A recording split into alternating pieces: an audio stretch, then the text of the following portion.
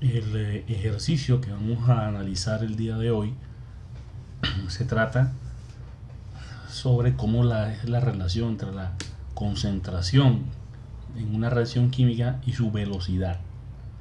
Entonces, veamos. La empresa TJ Limitada utiliza un reactor de flujo pistón, conocido como PFR, y de volumen 10.3 litros, con el objeto de producir un compuesto R en fase gas, de acuerdo con la siguiente estequiometría. 2 moles de A se convierte en 1 mol de R.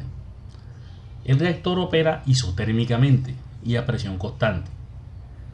La alimentación del mismo consiste en una mezcla de 50% de A y 50% de inerte, porcentajes en volumen, y con una concentración inicial de A de 0,5 moles por litro. No se conoce la cinética de reacción, es decir, a veces en algunos procesos lo que se tiene a mano son los datos de velocidad calculados con concentraciones y tiempos.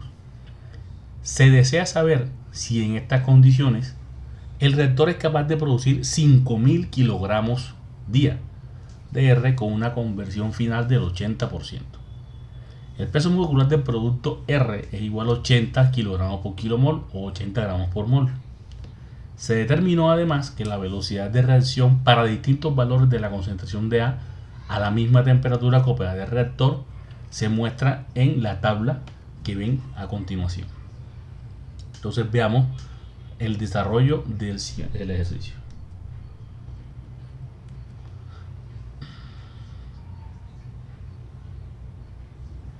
Entonces veamos aquí algunas apreciaciones sobre el ejercicio. Dice, no se conoce el modelo cinético de la reacción, condición necesaria para los cálculos de diseño. Pero esto no es, digamos, no es una condición sine qua non para no proseguir con los cálculos. Se plantea un modelo general para usar los datos suministrados y hacer un ajuste de curva y derivar parámetros necesarios. Es decir, con los datos que tenemos de campo, vamos a tratar de ajustar un modelo general. Entonces, si nosotros hacemos la hipótesis de que el modelo es de tipo K por la concentración de A elevado a un orden desconocido, podemos con los datos hacer los ajustes necesarios y hacer un modelo aproximado. El sistema es de densidad variable, por tanto, la definición de flujo volumétrico será que el flujo en cualquier momento es igual al flujo de entrada más 1 más epsilon por x sub a. Recuerda que epsilon representa la multiplicación de la fracción molar del componente de referencia multiplicado por ¿qué? Por la diferencia molar entre la entrada y la salida del número de moles, el cambio relativo del número de moles. Del balance de materia se definen las concentraciones de A en función a la conversión, es decir, flujo de entrada es igual a flujo inicial, o sea, flujo en cualquier momento es igual a flujo de entrada menos flujo de entrada por la conversión. Y recuerda que la concentración es igual al flujo molar sobre el flujo volumétrico que hemos definido aquí previamente, está definido ahí. Entonces la concentración en cualquier momento que es igual sería a la concentración inicial del componente de referencia multiplicado por 1 menos la conversión sobre 1 más epsilon por la conversión. Recuerda que esto es un sistema de densidad variable, por eso el denominador toma esta forma.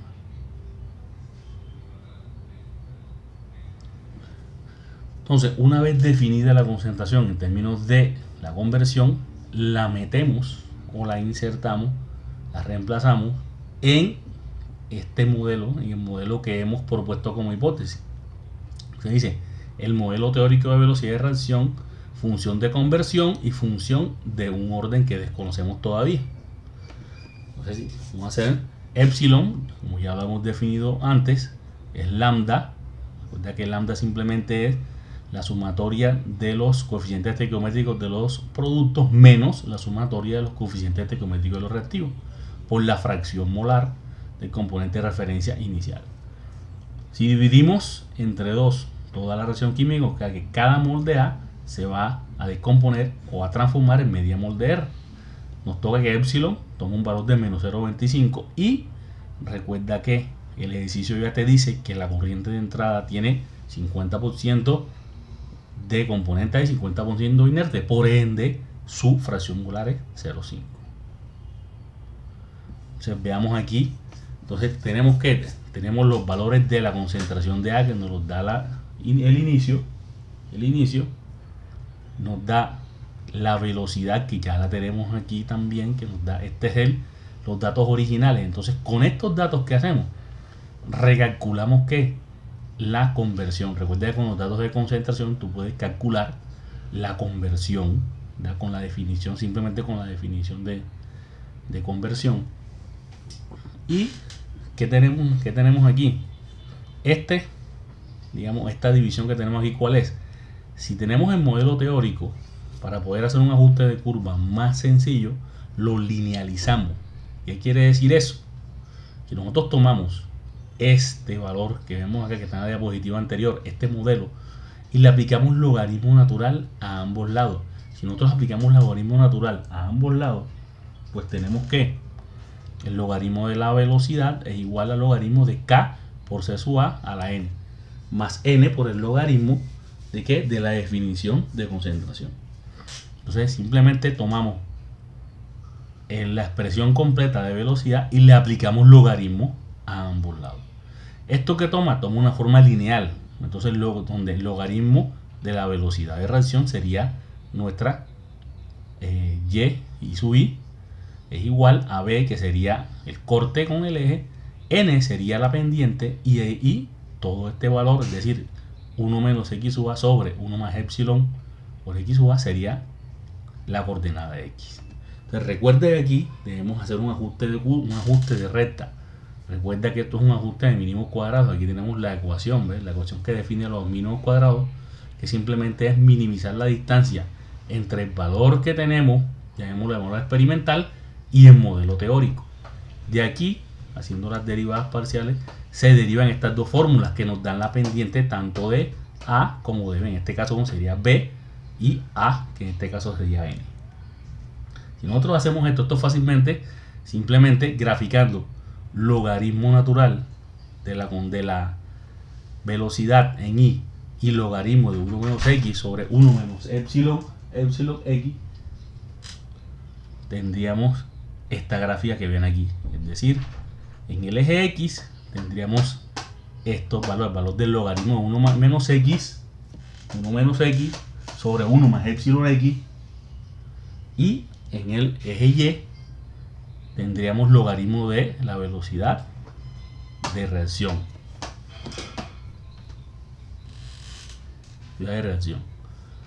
Entonces, haciendo esta gráfica, esto fácilmente se puede ir en cualquier hoja de cálculo, y ajustando los valores, nos sale una ecuación cuya pendiente es 2.39 y el intercepto con el eje es menos 2.81. Es decir, el orden, ¿verdad? El orden de esa reacción, esta reacción que no lo teníamos, ahora tenemos un valor aproximado que es 2.39. Y lo que es K por C sub a 0 a la N, ¿verdad?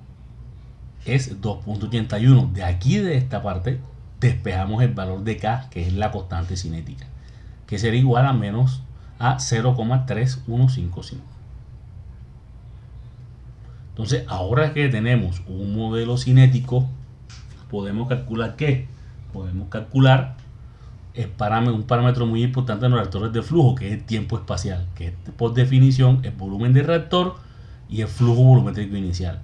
Entonces tenemos que, usando la ecuación en función a la ecuación de diseño, ¿ya? Tenemos que el tau, o el tiempo espacial, es igual a C sub a 0 integral entre 0 y la conversión final de el diferencial de la conversión sobre K por C sub a 0 a la 2,39 por 1 menos X sub a sobre 1 menos 0,25 X sub a la 2,39. Recuerden que ese valor 2,39 es N, es decir, el orden de la reacción. Pues ya entonces tenemos un modelo cinético que fue ajustado en función a los valores que nos da el ejercicio. Entonces, esta integral que vemos aquí, hacerla analíticamente, aunque no es imposible, es un poco complicada. Como es una integral definida, vemos aquí abajo entre 0 y 0,8, que nosotros ya no tenemos ese dato, pues aplicamos un método numérico, es decir, vamos a hacer la integral numérica. Entonces aquí a la derecha vemos este cuadro donde podemos integrar entre 0 y 0,8 con un paso de 0,1. Evaluamos aquí la función integral y podemos hacer cualquiera de los métodos. En este caso podemos aplicar el método trapecio, que es un método bastante sencillo, dando un valor de 4.262. Entonces ya con este valor podemos calcular el tiempo espacial, que es igual a 35.459 segundos. Y con el tiempo espacial aproximado y el volumen, podemos calcular el flujo volumétrico inicial del reactor.